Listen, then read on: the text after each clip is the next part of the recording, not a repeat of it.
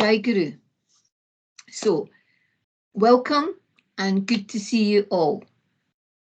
So, like last week, I'm going to read a piece which will be of interest to when we put it on YouTube for other people as well. That's the sort of aim behind it. So, I would like to begin by saying how fortunate we are to have come across this lineage and the great masters.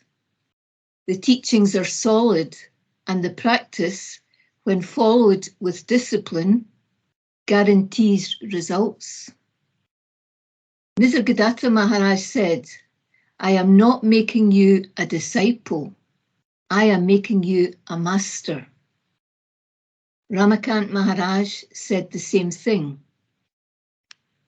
It is so important to be guided by authentic teachers who are qualified to lead seekers slowly but surely, because they have undergone the process themselves and have first-hand direct experience.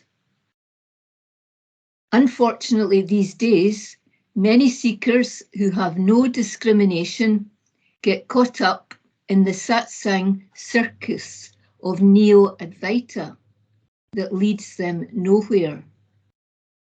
There are teachers to be found all over the world claiming to have woken up, some of them with thousands of followers and others with even millions, claiming to be enlightened. Living as we do today in such a fast-paced world, it is not surprising that the Neo-Advaitin movement, which sells fast enlightenment, is so popular. The precept, "Know thyself," going back to the time of the ancient Greek thinkers in the 5th century, has always been a serious pursuit involving self-introspection, focus, concentration. Above all, it took time, dedication, and patience. The search for truth is a noble and respected one. It was never a fast quest, and it can never be, no matter what age we live in. While Neo-Advaita shares the same essential truth as classical Vedanta, that we are already free and liberated, that is where the similarity ends.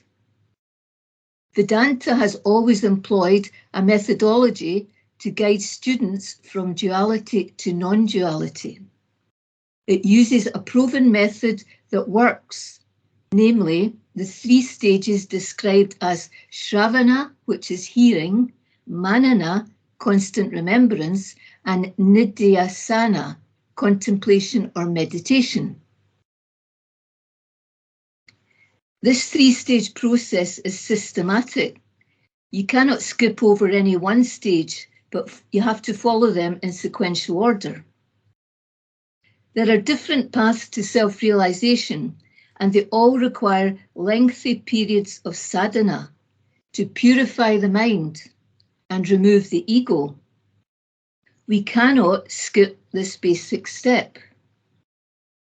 If we do not cleanse the mind, if we do not even begin the process of self-inquiry, then how can we possibly wake up and become enlightened? We have fast food, fast cars, and a fast life. So Neo-Advaita comes along and purports to offer us fast enlightenment to fit our busy lifestyle. It sounds ideal, if only it were that easy, and if only it were true. Yes, we must move with the times, but when it comes to waking up or self-realization, there is no such thing as fast self-realization.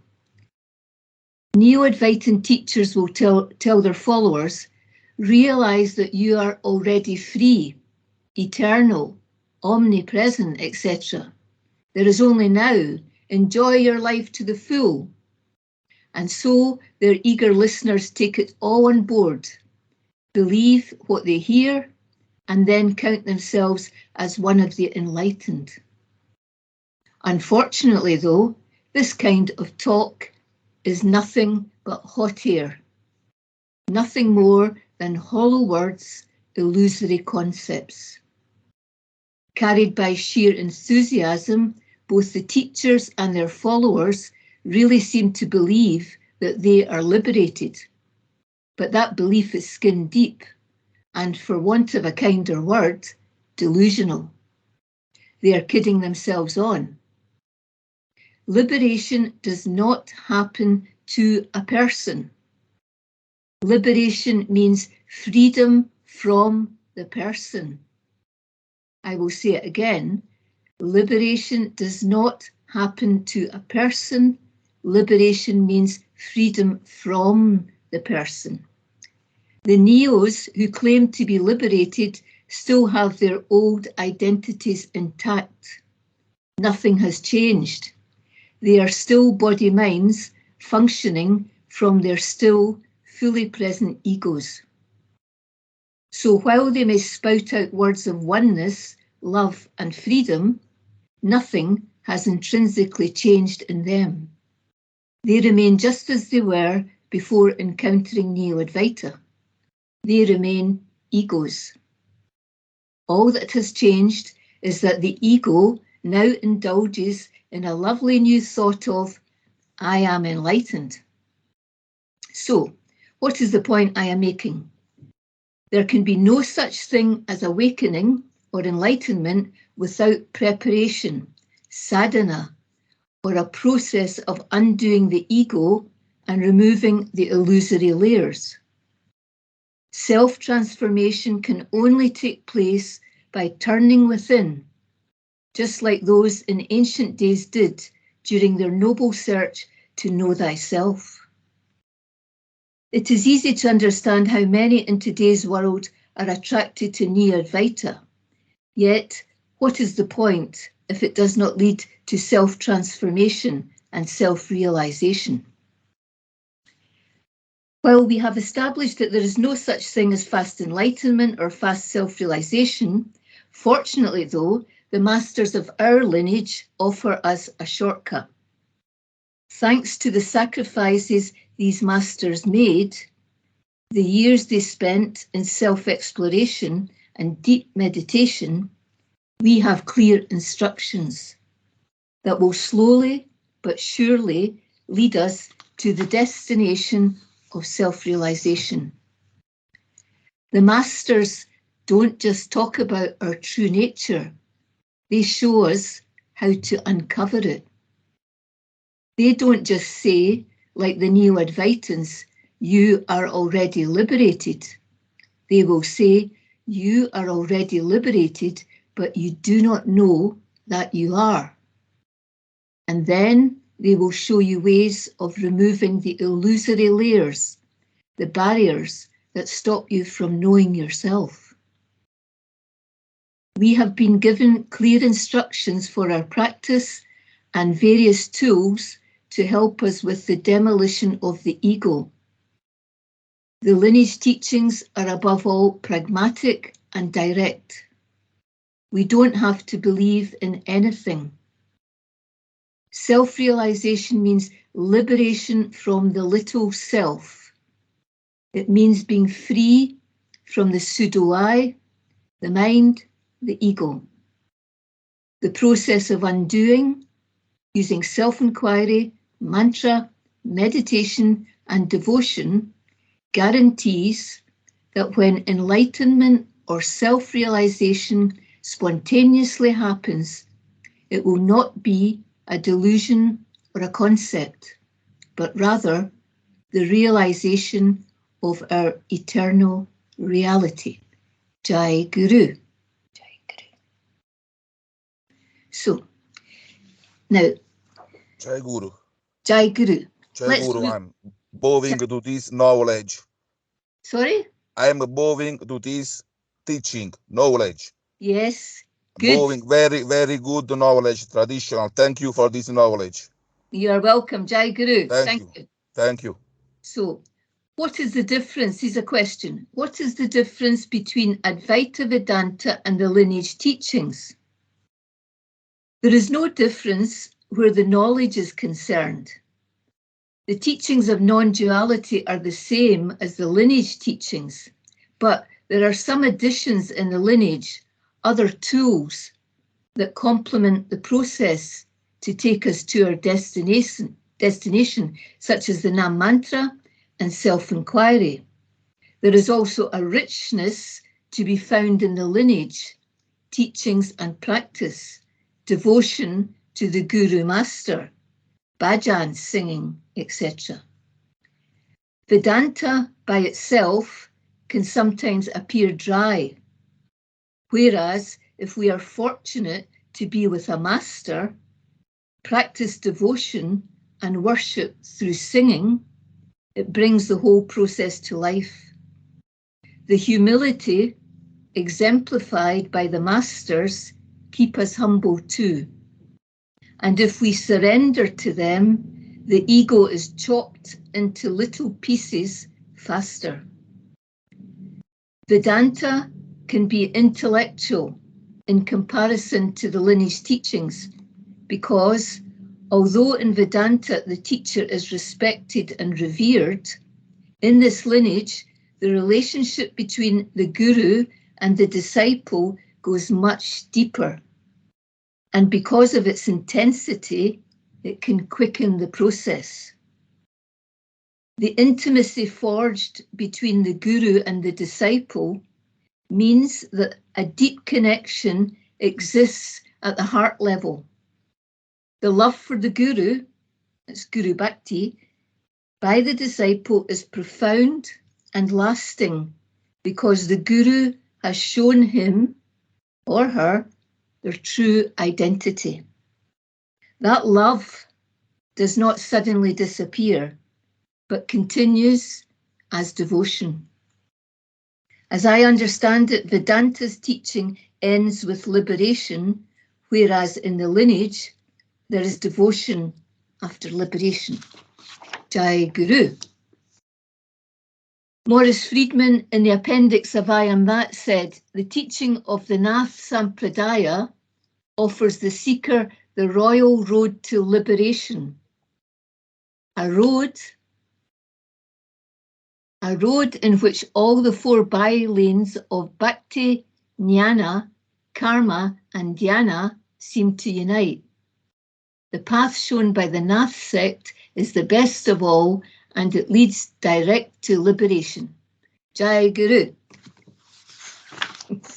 It's a good plug for the lineage. Okay, so now here's a question.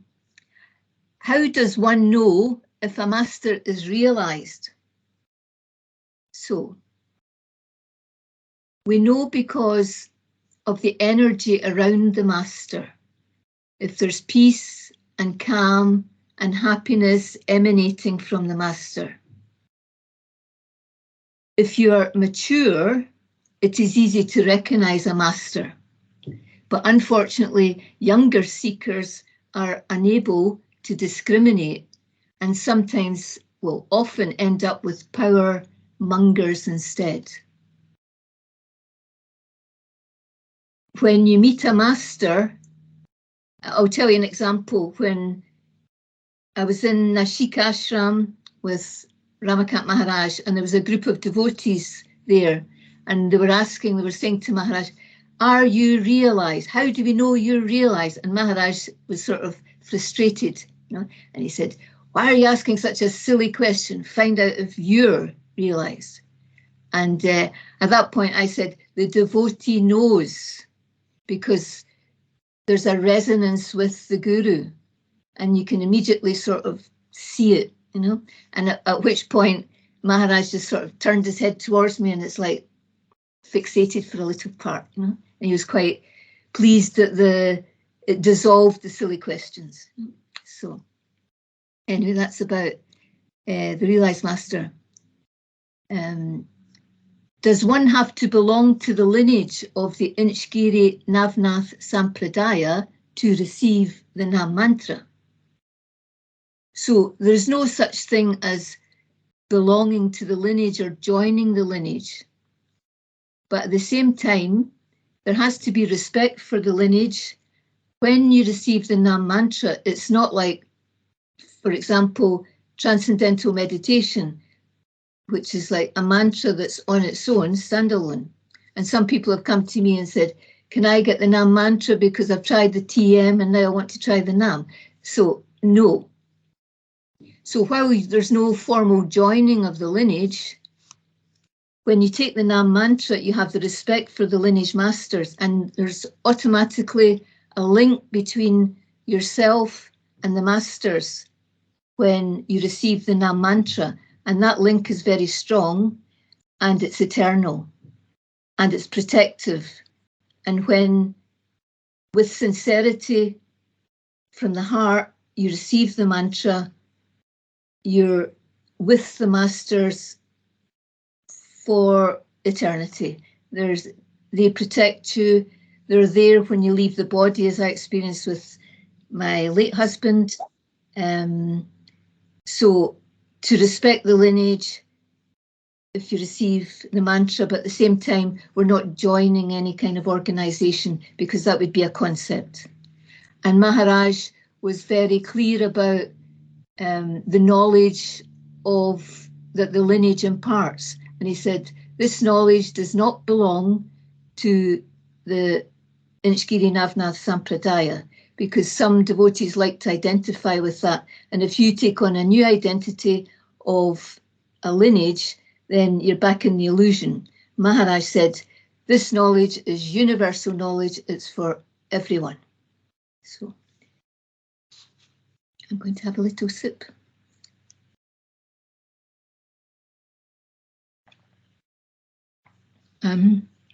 Questioner, what does Maharaj mean by meditation? Sometimes he talks about mantra meditation, like Nam mantra meditation, but at other times he refers to meditation. Please explain. So mantra meditation, we know, we're reciting with full concentration the Nam mantra and focusing, and that's all we're doing. Other times when he refers to meditation, it's further on after the primary stage, secondary stage, when you're a little more advanced and established. The meditation Maharaj refers to is you're constantly dwelling in source 24/7. So you're staying with selfless self all the time. So and it becomes more effortless as you practice it. And the aim is that eventually, with practice, you won't have to make any efforts to dwell in your source. It will happen spontaneously and it will just be like that all the time without any effort. And that's what he means by meditation. True meditation is just being as you are, your true nature, effortlessly. Questioner, let's see. Let's see here. Right. Maharaj talked of the importance of keeping the right company. Can you say more about that? I often considered this as in relation to people, for example, friends and family. But I'm learning more and more about the danger of the, quote, internal tenets of the mind, ego and intellect. So, yes, it's important not to mix with negative energies, but equally important not to listen to ego talk, to listen to the thoughts that come up all the time that are negative. So the tenets that Maharaj are talking about and the bad company could be your friends, your family, but it's also internally, your thoughts, listening to them, being influenced by them. So people, activities, negative self-talk, these are all bad company that leave more impressions. And what we're trying to do is get rid of all the impressions. We don't want to create new ones. So,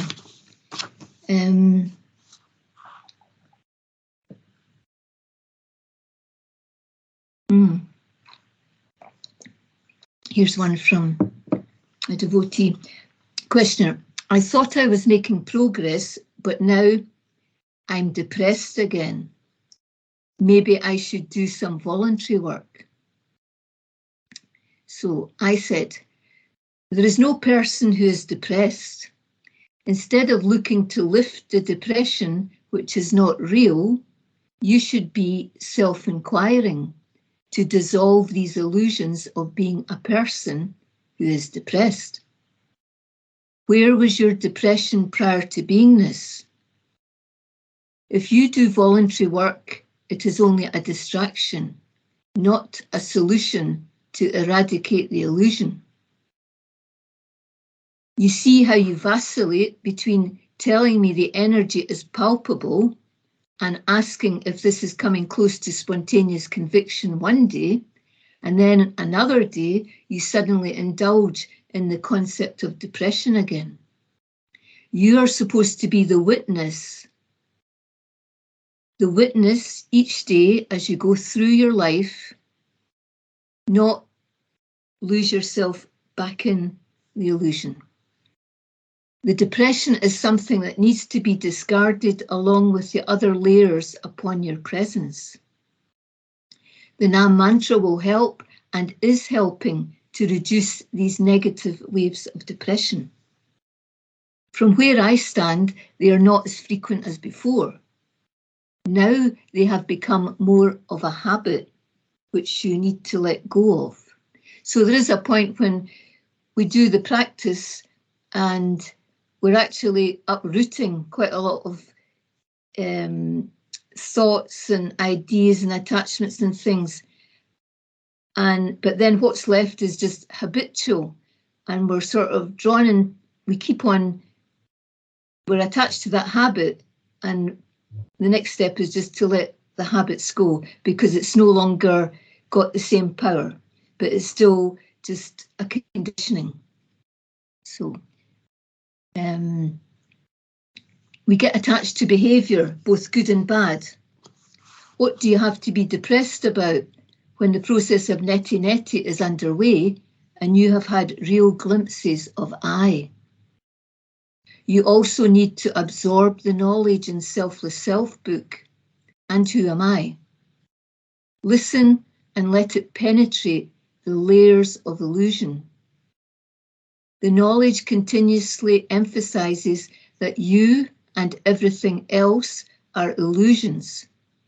Only that which underlies all is reality. So why are you still harping on about depression? It has become a habit, a bad friend, which may have been a response to an unhappy situation before, but is no longer appropriate or relevant. Again, I reiterate, where was your depression prior to beingness? And to remind you not to give it attention. Ultimate reality will not emerge until all body-based knowledge is dissolved. This includes depression. In Who Am I, you're guided strongly not to give attention to these base moods and feelings. So why are you giving them attention again? Keep your attention all the time on the reality, selfless self, the power, energy, source that you are, the light that you are that is behind everything, that powers everything. Pull your socks up. Don't be a mouse, be a lion. Have a beautiful day. You are blessed, so come out of the murky ditch. Remove the clouds and turn your face to the sun. Love and peace, Jai Guru. Now, questioner says, should I stop reading books by teachers other than the lineage? I would say when you're freshly initiated, read only the most direct teachings. Each lineage master advances the teachings. refines them, makes them more direct and simple. So why read other books by other teachers? Ramakant Maharaj is the most direct, so stay with it. And the time for reading will quickly come to an end with the meditation and the practice. And as Maharaj says, read your own book, which means turn within, find out who you are. Jai Guru. Master Shri Maharaj, question, meditated from 12 to 18 hours for more than 15 years. How can we achieve realization with only 2 hours a day practice? Well, in Bausaheb Maharaj's day, the main practice was Nama Yoga. So it was the Nam Mantra meditation. Most of Bausaheb's disciples came from the country, they weren't educated, they were illiterate, and therefore the practice that Bausaheb offered them was Nam Mantra. Now, after Bausaheb Maharaj, you had Sidrameshwar Maharaj and other masters who added and quickened the practice and added other tools. For example, Sidrameshwar emphasized more discrimination, and if you can separate what is illusion from what is reality, that was a way of like self-inquiry, discrimination, of helping you move forward, along with the Nam Mantra as well. And then Nisargadatta had his way too, and then Ramakant Maharaj, very, very direct. So, of course, as time has evolved and the masters have conveyed their teachings in simple terms, we have the whole package now, which with 2 hours a day, anything is possible. We have the mantra, we have self-inquiry, we have the bhajans, we have the knowledge. All we need is the discipline and application, and it's achievable. Jai Guru.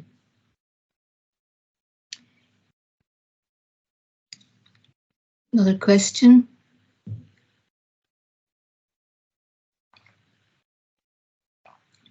Can spontaneous belief come from continuous suggestion?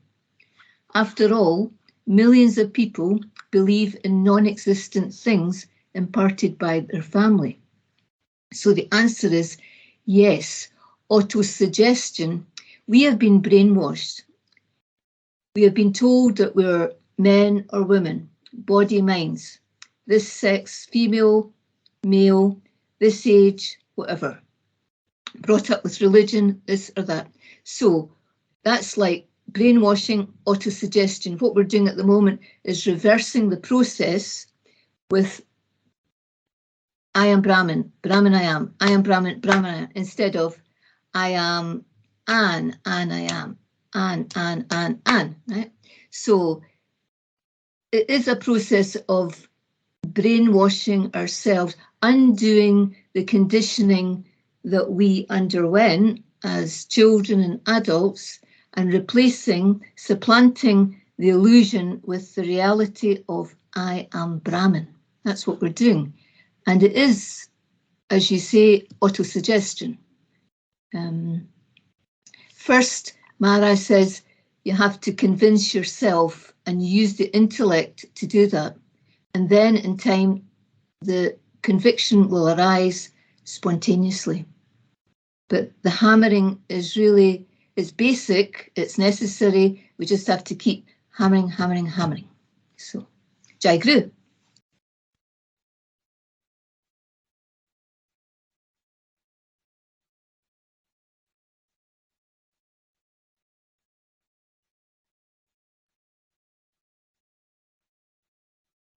Questioner. I'm going to put the fan on because I'm hot. Let's see. During concentrated meditation, some memories from different periods of life, some information received during the day or a few days ago come up. Can we say that such a thing means that purification and removal of this incoming information takes place? So as things arise, thoughts, memories from the past, could be way back or just yesterday or that. So the answer is yes. But sometimes, because the memories are so, what's the word? They're so deep and sticky that the same ones will come up again and again and again. So I call these sticky concepts. And you might think some memories and thoughts and whatever just come up once and then there's a clearance, but others it'll be repetitive and it'll just keep coming up again and again and again until finally there's a clearance. Deeply held impressions. And we have to get rid of everything. We're not going to keep anything. Good memories, bad memories, everything has to be cleared out. Jai Guru.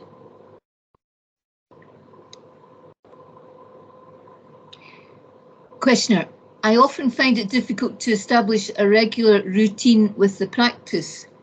How critical is this for spiritual progress?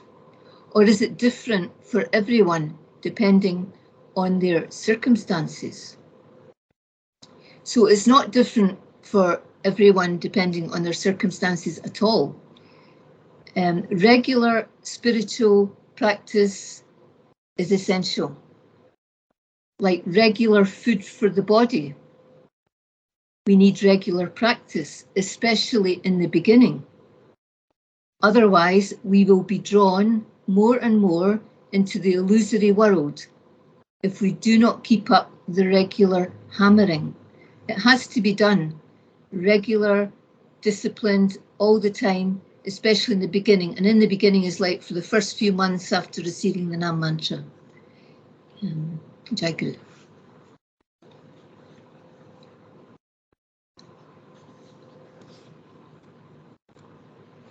Questioner, if the person who wants to awaken is not the doer, then does this mean the person will never awaken if presence does not will it?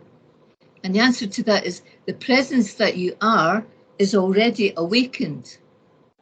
The person is the illusion, the layers that are covering and obscuring your presence, your reality. So it does not have anything to do with presence willing awakening or not willing awakening. The barrier is always your identification with the body-mind. The only thing that is in the way of our awakening or self-realization are all these layers of conditioning that has formed the persona, the pseudo-I, the self-image. Our goal is to erase them all and throw them in the bin. Jai Guru. The solution is easy if you follow it with discipline again, dedication, determination. Use the Nam Mantra, self-inquiry, absorb the knowledge and devotion to remove all the superimpositions that are covering your presence. Once the ego is hammered and everything that is false and temporary has dissolved, then there is liberation. And you will see that eternal state that you are, that you were, that you will always be. Jai Guru.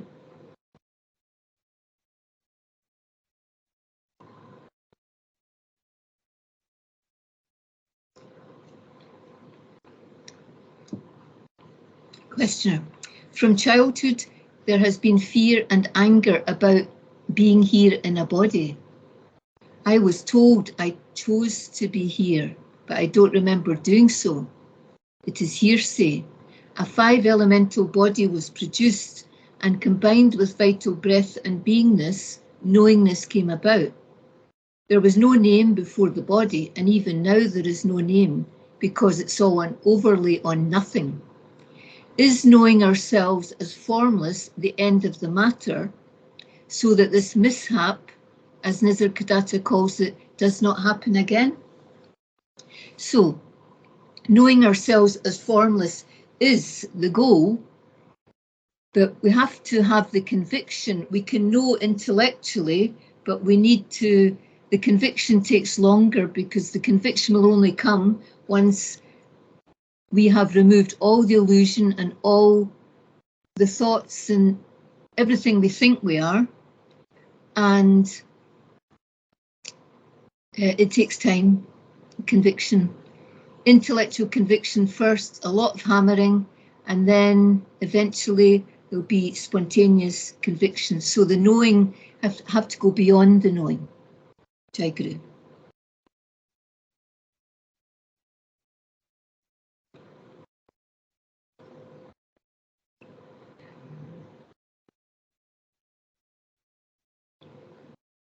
Here's a question. 200 to 300 years back, our occupation was an extension of ourself. Now we have earmarked some hours of our day to go to the office, earn a living. And this time is untouchable, dedicated to our employers. Full-time dedication to the divine or self-inquiry seems impossible during these work hours. In the present state of humanity, if 10 hours are dedicated to work and 8 hours to sleep, 2 hours saved for travelling, it's quite good, then only 4 hours are available to realise the divinity within. So I say, this seeker is seeing himself as the doer and separating his time at work from his reality. He has not established himself as the witness and is taking it all for real, instead of realising that he is simply playing the role of going to work as an employee, etc. So Jai Guru, that was quite funny. Question, should we read the Dasbod? Now, all the masters in the lineage recommend the Dasbod. I would say it was written at a certain time for a certain age, and some of it sounds today quite antiquated. However, there are still a lot of gems to be found in the Dasbod, though it reminds me a little of the Old Testament in the Bible, which is not so attractive. Jai Guru. Questioner, how can I bring the lineage sadhana into my work life? This lineage is a householder lineage. Shri Bausaheb, Shri Siddharameshwar, Shri Nisargadatta, Shri Ramakant Maharaj, they were all married, working with families. The knowledge of the lineage is seen as pragmatic, it's not theoretical. They applied the knowledge at their work. They didn't keep it separate from their work. They lived the knowledge 24 hours a day.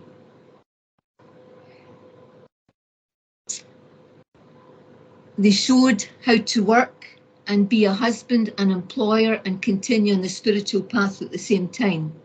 They didn't see work or family life as a barrier or intrusion. They saw it as challenges that deepened their total faith in truth and the path. Jai Guru.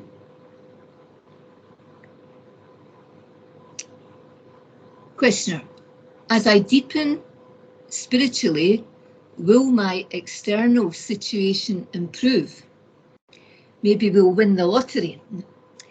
When the conviction of your truth, your reality deepens, i.e. when the inner work is taking place and moving forward, then you will also see the external affairs, the material issues changing in your favour. It's a consequence of the inner transformation will create outer transformation. Basically, you will be looked after always and in all ways. Jai Guru.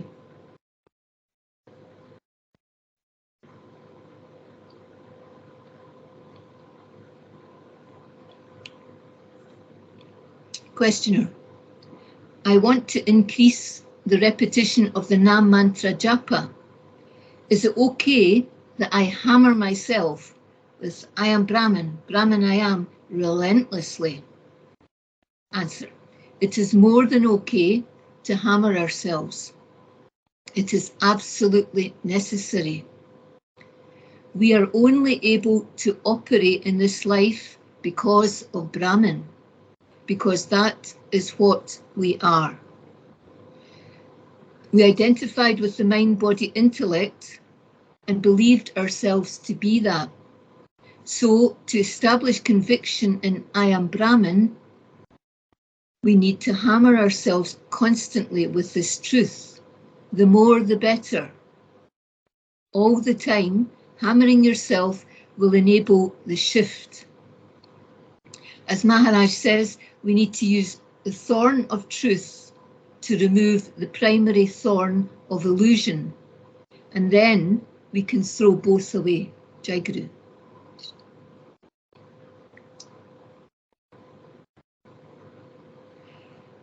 Questioner: can you give some pointers to understand the presence before beingness, as well as what is meant by illusion?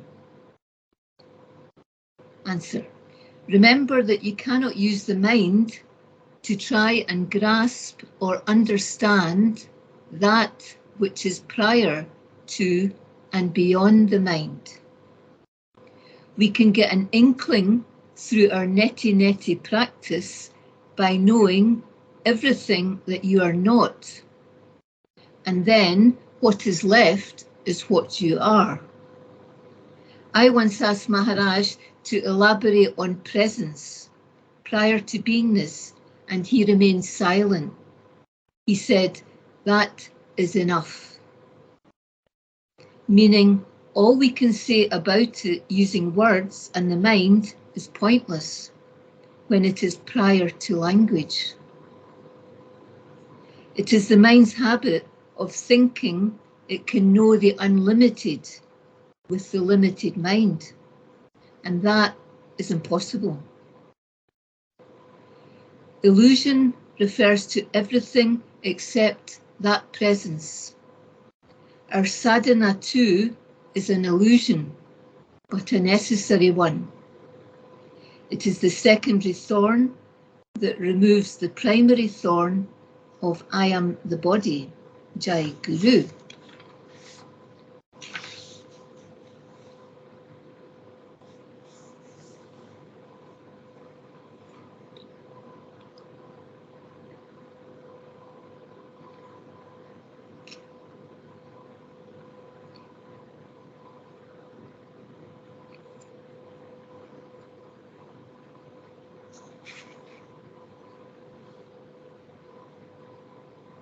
Questioner, why does Maharaj speak so little about the path of bhakti? He does talk about bhakti, not a lot, because Maharaj wanted to convey the knowledge to everyone and not limit it to, say, devotion. The path of the lineage includes devotion, but he wasn't going to focus on that because it's more jnana than bhakti. But he wanted to make the knowledge available to all without restrictions, and things like bhakti can put people off quite easily. Jai Guru. Questioner, according to the Vedanta tradition, reincarnation is a way of advancing in the development of the true reality. Does this lineage not believe in reincarnation? Maharaj doesn't. If somebody brought up the subject of reincarnation, he would dismiss it and say, reincarnation, concept, concept, concept.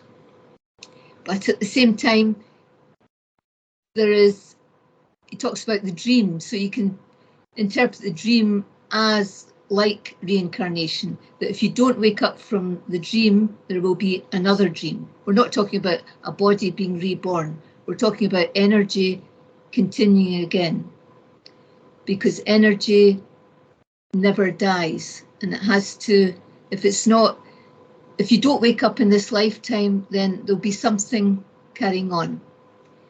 So reincarnation like karma is a concept. It can remain a reality if you don't wake up. But if you wake up, then discard it as a concept. I agree. Questioner, do I have to be close to a teacher always to be enlightened, or does the distance not matter? To be in the presence of a teacher is beneficial because the energy rubs off on you. But at the same time, you can be close to a master or to a teacher without physically being beside that teacher. If you are devotional, if you do your meditation through surrender to the master, that intimacy with the master can happen whether you're beside them or distant from them physically. Jai Guru. Questioner, are bhajans obligatory in this lineage, or is chanting them optional? So Westerners tend to have a problem with the bhajans, a sort of barrier to singing these bhajans. Though, if you don't, as an alternative in the book Who Am I propose that people listen to kirtans, which is quite popular in the West now, and it has the same effect because it lifts the spirit and has a, as Maharaj says, makes spirit happy.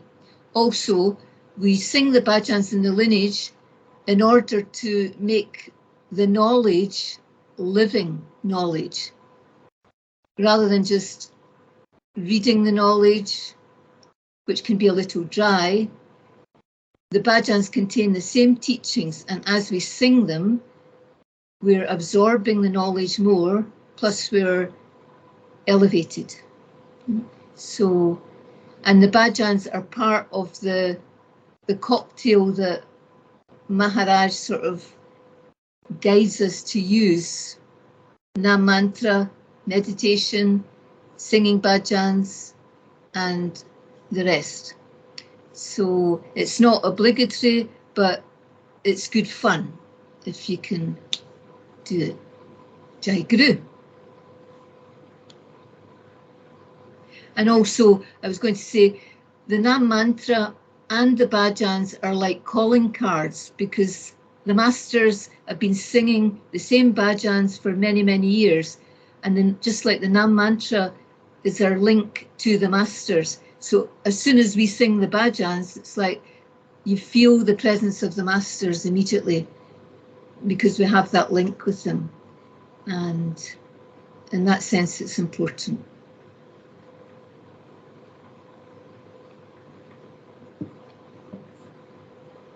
There's a question here. The universe is a dreamt manifestation of the formless unknowingness. The difference between the awakened and non-awakened entity is the understanding.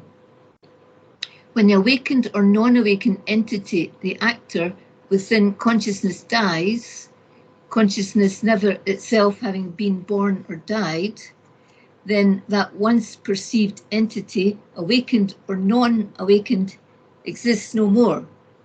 In fact, has never existed in reality, but only as a dream figure of that which we are, which we all are. That was quite a lot to take in. I would say be careful, because there is no such thing as an entity. The entity is part of the illusion. And whatever we're talking about now, we're always talking about the unborn child. There's no reality, it's illusion. And so when we use the mind and the intellect to try and work out what's going on and separating, it's like you're trying to grab it and say, yeah, I've got it, I've got this understanding now. And we can't do it that way because the knowledge is beyond, putting it into words beyond language. And I would say, instead of using the intellect and focusing on the illusory entity, better to start with the reality and the presence. start with the presence. The rest will just dissolve. The other, you know, what you've described there will just vanish. But if you start with the reality and that is what you are, and there is only one reality of which we are all a part, one essence, one presence, one omnipresence, then that realized state is already within you. There is only that. Just stay with the reality, stay with the presence, and forget about the entities and the illusion and all that. We are talking about the unborn child. So you need to remember that, Jai Guru. And with that, run out of questions. It's quite a lot. Anyone like to say anything or ask anything or?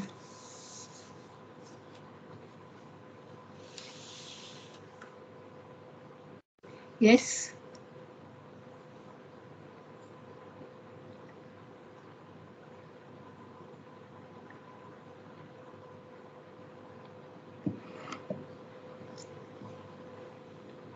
Can't hear you.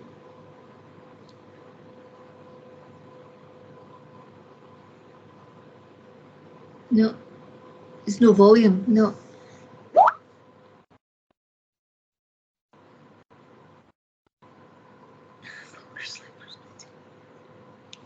Can't hear you, no. I don't think, no, okay. Anyone, Stefan, Luna? Hello. Marco, Jai Guru, Luna. Jai Guru.